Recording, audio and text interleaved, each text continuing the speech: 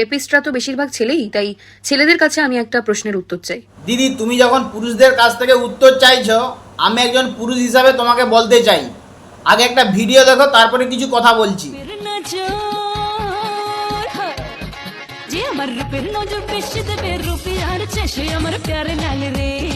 আচ্ছা দিদি, এই যে মেয়েটা নাচলো এইভাবে, একটা তো ঘরের বউ, এ নাচছে, এ হয়তো কোনোদিন হাটে বাজারে গেল, তো একে কেউ যদি দেখে টোনটিটকারি করে, তার দায় কে নেবে বলুন?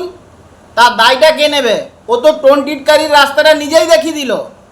দেখুন, শারীরিক খিদে উত্তেজনা সেটা মহিলাদেরও রয়েছে। আচ্ছা বাদ দিন এই ভিডিওটা, আর একটা আপনাকে ভিডিও দেখাই, মেয়েরা কিভাবে স্টেজ প্রোগ্রামে ওপেন কি কম নাচতিছে, সেইটা একবার দেখুন।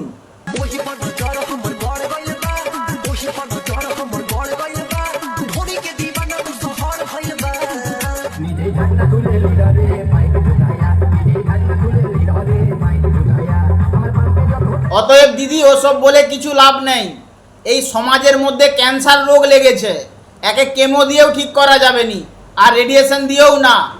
বুঝতে পারছেন? সোশ্যাল মিডিয়ায় মেয়েরা কিভাবে নাচতিছে, কিভাবে কি করতেছে, সেটা একদম সোশ্যাল মিডিয়া খুললেই দেখা যায়। একদম যাচ্ছে তাই ব্যাপার। ছেলেরা তো কোথায় জাঙ্গিয়া পরে নাচেনি, মেয়েরা কেন প্যান্টি ব্রা পরে নাচবে? অধিকার ওদেরকে কে দিয়েছে? অতএব ওসব বলে কিছু লাভ নেই। যদি কিছু ভুল বলে থাকি ক্ষমা করে দিবেন। ধন্যবাদ।